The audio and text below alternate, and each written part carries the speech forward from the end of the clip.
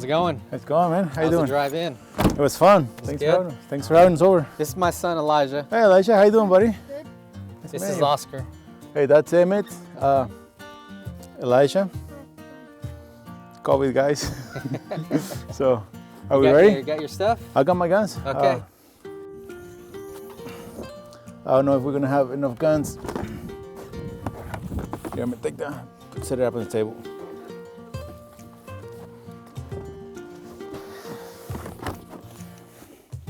Have you seen a lot of squirrels out here? We've seen a lot of nests. Right. So they are out here. When we're out here hunting during the doe season, you can hear them running around quite a bit. Have you ever seen like what kind they are or anything like that? I don't really know that much about the squirrels, so I don't really know what kind they are, but I know there's brown ones and there's gray ones. That's good enough. Let's go. That's good enough. Emmett, this gun, you're gonna have to put the round in and just push it in. That's it. But you're not ready to shoot, okay? The safety's still on and everything. So you know what to do, right? You flip that to get the safety on. Yep. No.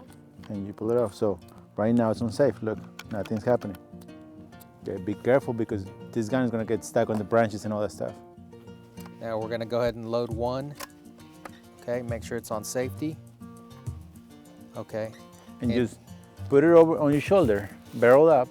You always have to be aware where the barrel is. Pay a lot of attention to that. And so you're gonna come across branches and all the stuff that's gonna hit the barrel, and make sure that always you know where that is. So on Emmett's case, he has a sling, so I want him to get a hold of that and have that, he can control the barrel, the whole rifle from here. And so when you're walking, if you bend down to pick something up, that barrel is gonna go pointing at somebody. So just always be aware of that and be careful. So we're gonna go straight down this alley here, and then we're gonna turn left. Amen. And we're gonna go past Stead Field towards Torres Alley. How old are you? I'm 11. Everything started like back in Mexico. I went out a couple times and I really enjoyed it. You know, back then, I think the Mexican culture, we see it as a way to provide or as a way to survival, which is a great way to see it. You know, it's a sport, but it's a great survival skill. So when I came to the States and, you know, along with my father-in-law, I just started hunting, and I really fell in love with everything. He took me under his wing and taught me more about firearm safety. And so it was just it was an evolution of things. It wasn't just all at once.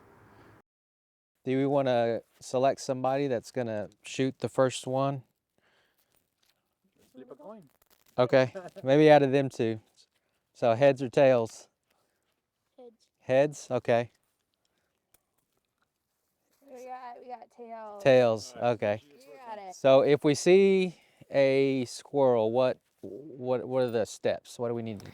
Yeah, well, my hunting background, it's not very extensive. I've just been doing it probably 3 years, and that was from invitation of a friend of mine who got me into it. And I've had a couple of mentors over the last 3 years to work with me to start hunting. So I'm fairly new to the sport. So when we, I'll take those.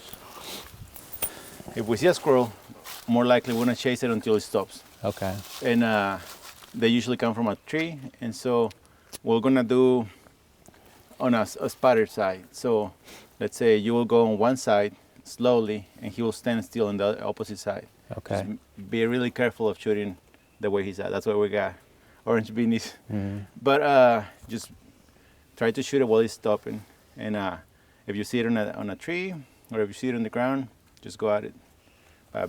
Always make sure of whatever that there's nothing behind that squirrel, in case you miss or in case that round goes through it.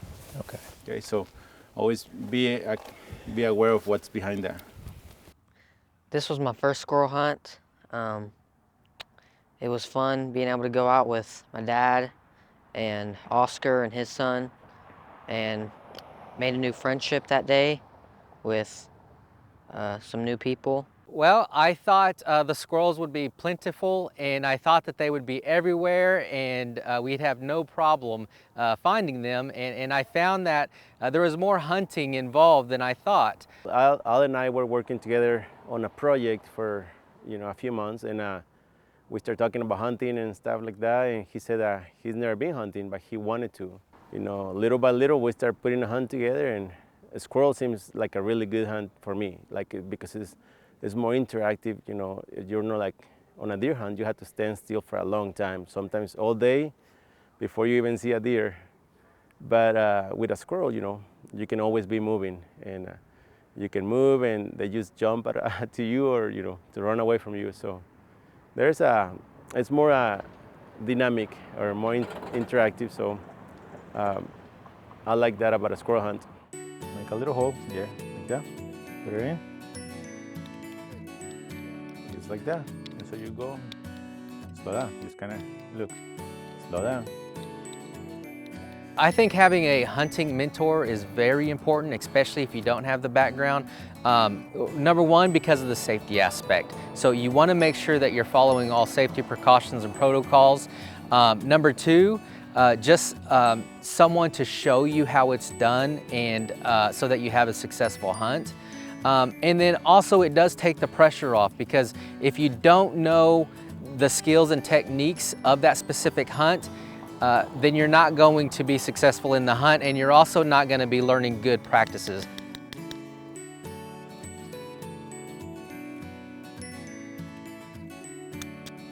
Being able to help people like Al and his son, it was just, it was amazing.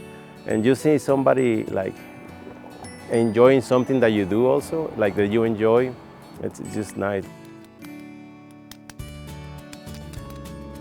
Slow down. I learned that nothing's ever guaranteed, so especially with hunting.